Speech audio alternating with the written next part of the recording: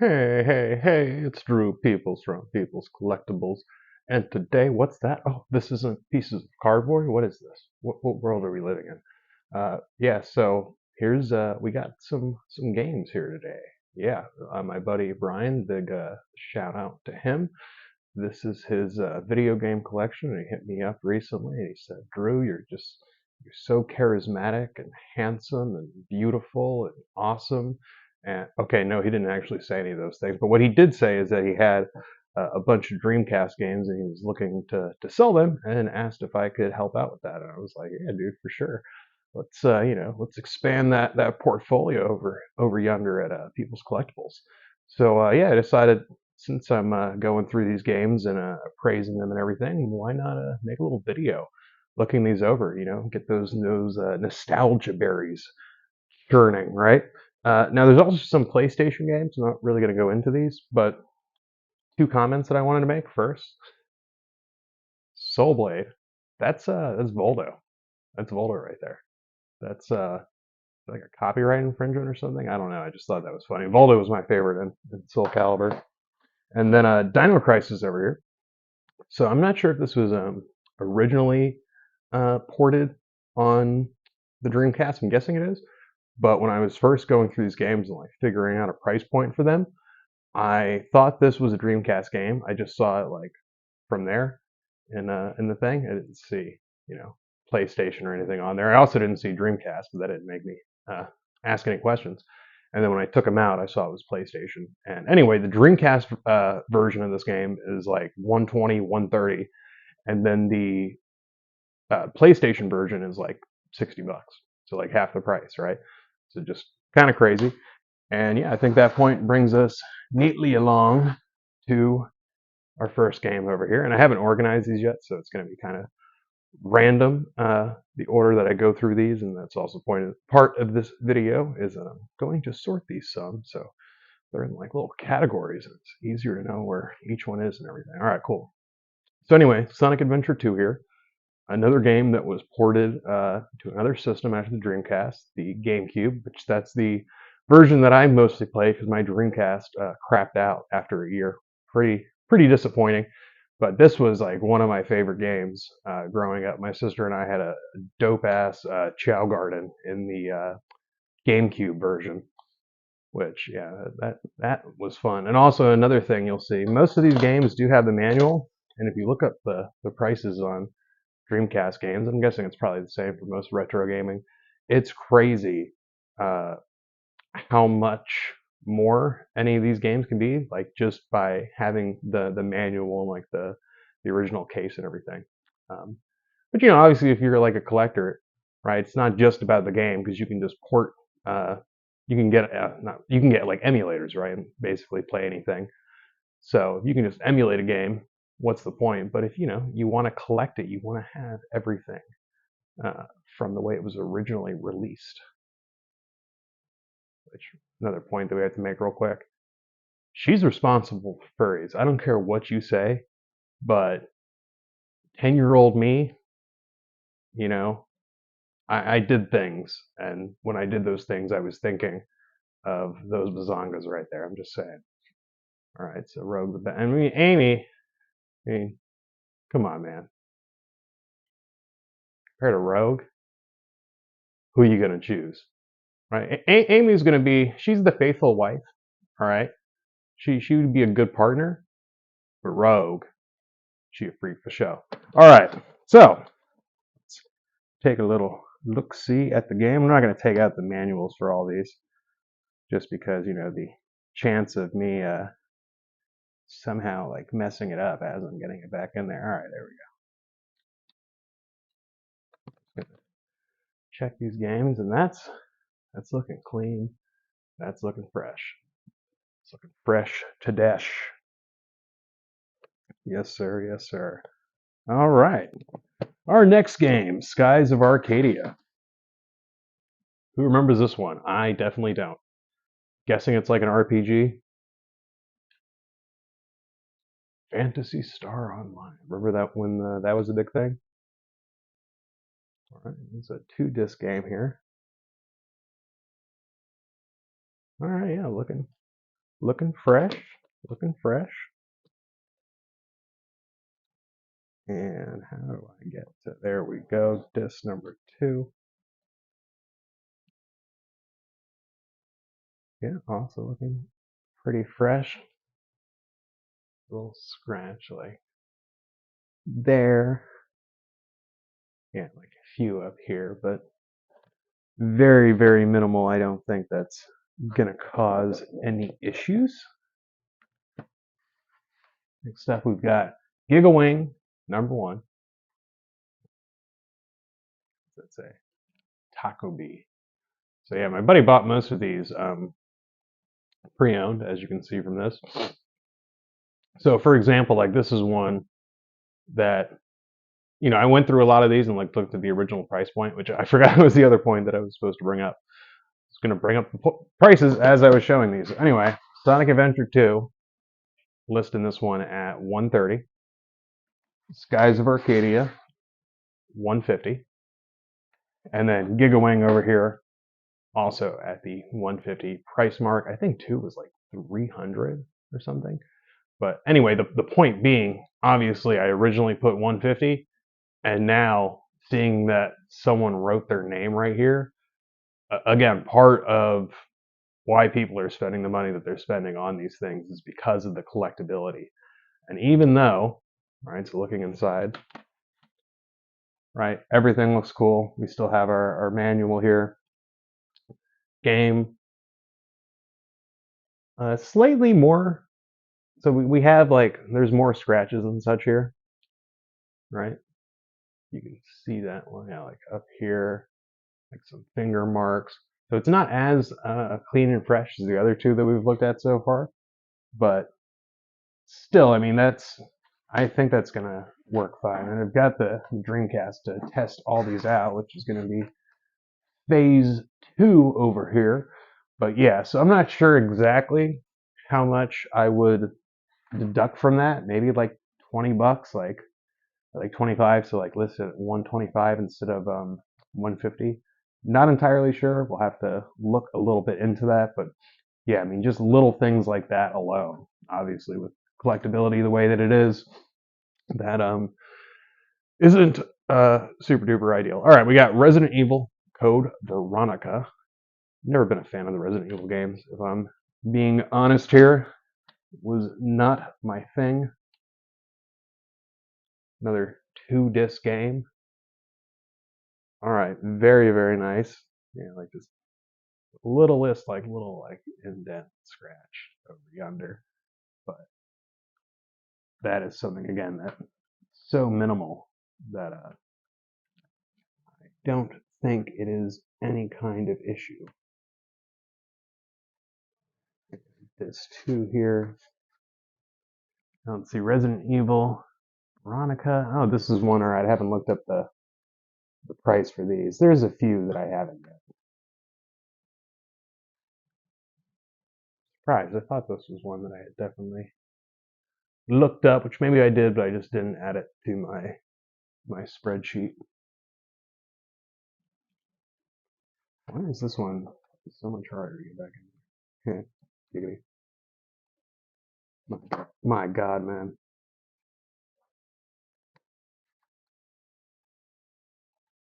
Yeah, people watching, please hold your applause. All right, you know what? Literally, I'm putting that there, right here, for right now. Let's see. Make sure it didn't scratch anymore. All right, cool. You're going over there, man. I ain't got time for you. I ain't got time for you. All right, Dead or Alive 2. This is one of the lower ones that I found so far. So about $40 here. Yeah, it's a clean looking game. All right, cool. Hey, speaking of clean looking, that's why everyone's here. I know that's why you're here. Don't lie to me.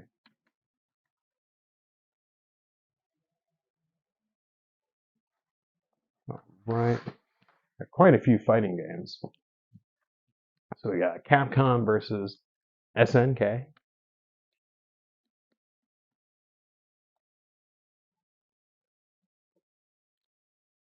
And there's some kind of like stains or scratches along there. Pretty good though overall. Pretty good. Soul Calibur.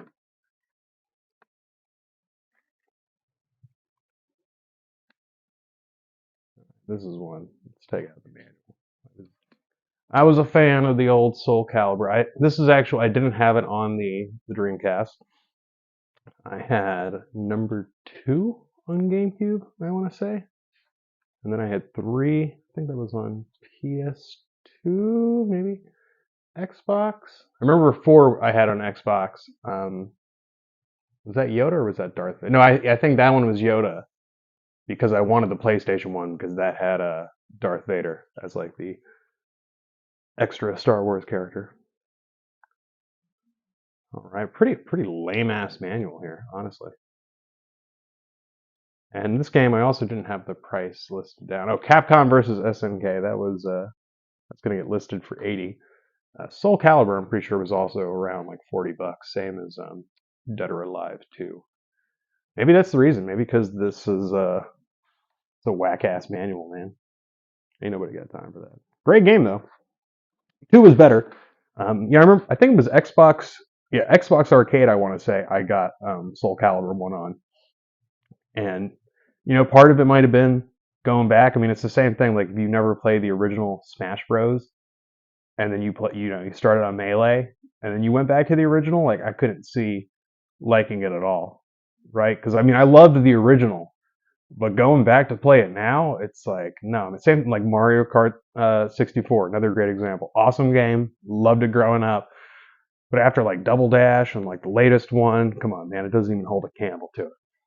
And you know what? Controversial opinion, Pokemon too. I shouldn't have said that because I really don't want to get into that debate right now. But the original Pokemons, the red, blue, yellow, compared to literally all the other ones, yeah, not very good games. Great, love the nostalgia, love the original 151 and everything, but those games are broken, man. Come on. Now Fire Red and Leaf Green, that's a different story.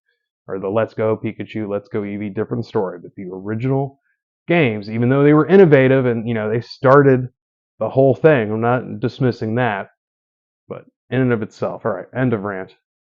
Let's see if this manual looks any better. Or is this just? Oh wait, no, this is the same. This is also $40. Jeez Louise. What is up with brain mode today?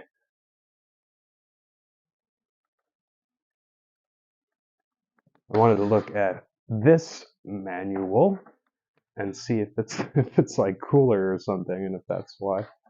The price on this one is considerably more. Let's see.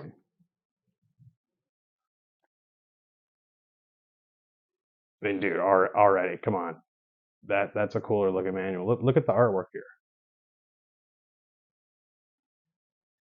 Like having full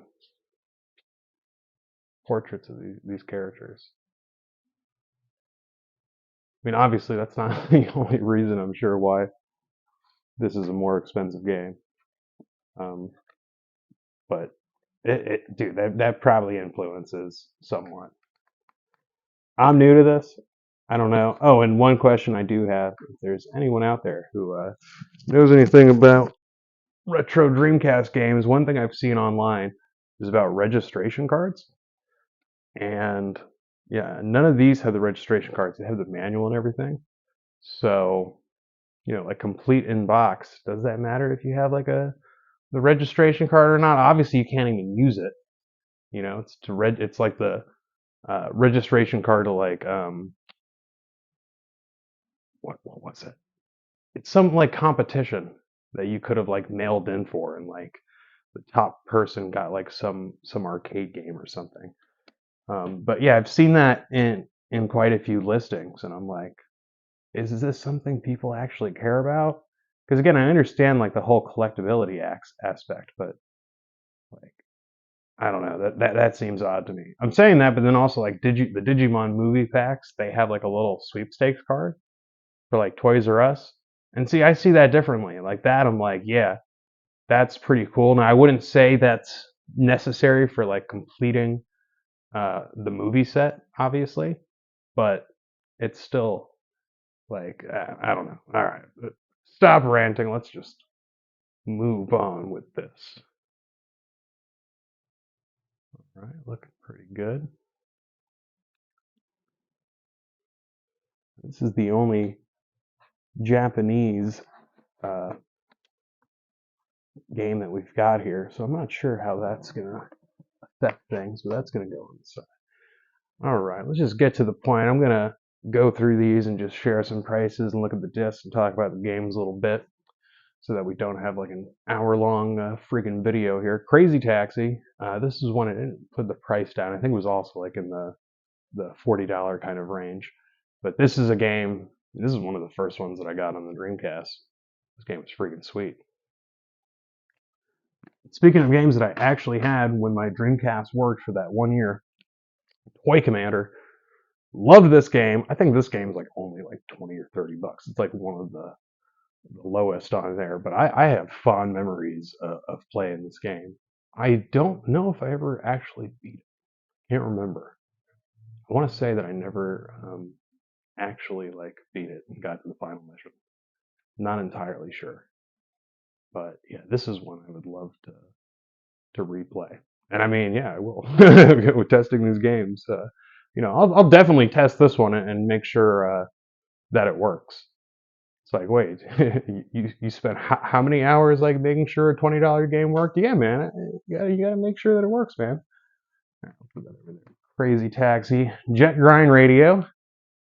This is one I did not look this one up whatsoever. Never even heard of this game. So you're going over here. Sega Rally, another one. Did not look up yet. Oh, I've looked up most of these. Fatal Fury. Okay, no, this one I also. What is it? All right. Back to ones that I've actually looked up. Cannon Spike. We're saving that one for last. Go. Also on top of there. There we go. Bengai. Oh. Don't remember this game whatsoever. Also at the 150 mark. Let's make sure manual and everything's in there. Sweet. All right. Yeah, we can do this a little look-see real quick. Feels good. Yeah. Not as great as some of the better ones. But again, I wouldn't have any like point of concern like buying this.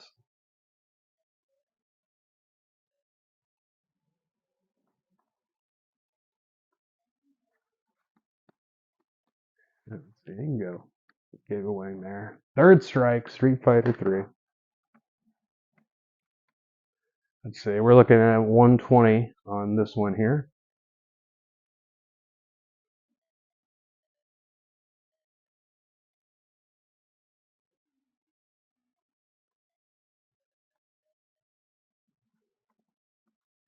Marvel versus Capcom 2.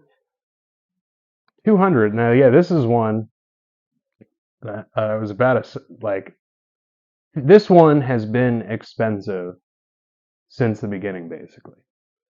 Like, I remember, 10, 15 years ago, people talking about, this was just one of those highly um, collectible Dreamcast games kind of from the get-go.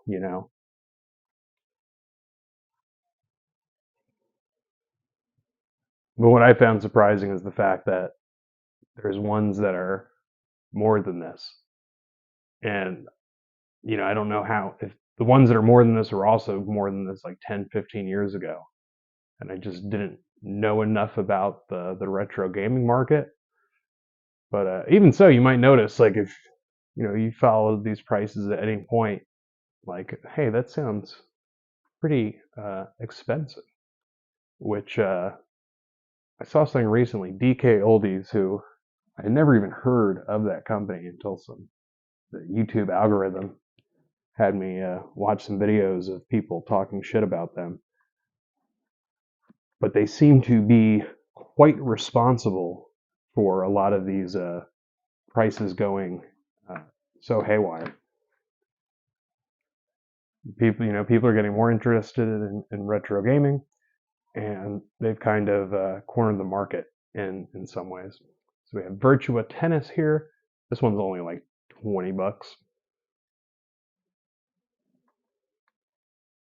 Was a little surprised about that because I remember people talking about this game. Oh, look, see, I literally didn't even see this earlier.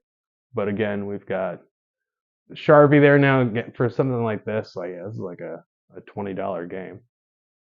Whoever paid $40 for this back in the day, yeah, I'm pretty sure my buddy did not get this for $40. I'm actually positive he did not spend $40 on this. But whoever did, and let this on there, uh, dude, you got hosed, man. It's 2024 with inflation, and it's half the price. Like that's insane. That's freaking insane, man. All right, last game, Marvel versus Capcom 1, Clash of Superheroes, and here we're looking at, let's see. Oh, there it is, 100 for the full thing. Clean looking game. Now, I've only played 2 before. I'm not entirely sure why 2 is so much more, but I'm guessing a large reasoning behind it is that 2 is a better game. You know, just like with Soul Calibur 1 and 2, right? Like the first one, good, and I mean Pokemon 2. All right, actually, we'll do Pokemon again, right? Red, blue, yellow compared to gold and silver and crystal. Gold, silver, and crystal are so much better. They improved upon everything, right? And it doesn't necessarily mean if you improve upon things that something's better. Like Bioshock 1 and 2 is another great example. I had never played 2 until a few years ago, actually. Love the original, love Infinite. And 2 improved upon the mechanics of 1, but the story in 2 is dog shit. It's awful. It doesn't make any fucking sense. You know, it's like, oh, we did, objectivism and Ayn Rand in the first one, so let's do the opposite end of the political spectrum, and we'll make the villain a woman, and we'll make her like Karl Marx and socialist. And it doesn't work.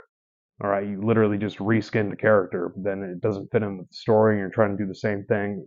Dog shit story, but mechanically better. Anyway, I forgot there was one more game because I put something on top of it. Again, it's just one of those days you don't want to wake up. Cannon Spike. So yeah, we're looking at 380 here. Insane in the fucking membrane, man. Nearly 400 fucking dollars for a game that I've never heard of.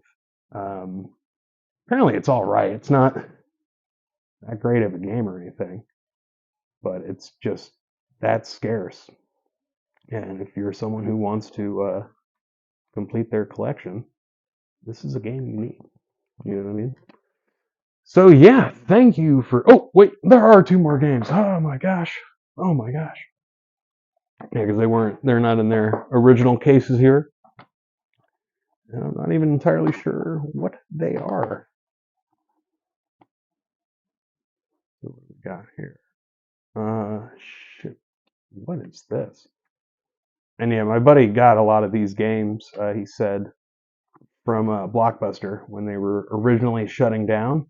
As you can tell from the case and the fact that it says Blockbuster right there. Okay. Oh, that game is beat to shit. All right. Oh, and I guess these are discs, because that was disc 3.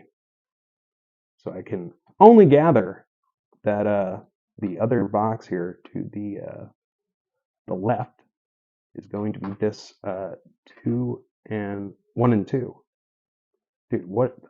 Okay, you know what? You're going over there with Resident Evil, buddy. Let's make sure. All right, yeah. 1 and 2. Disc shield.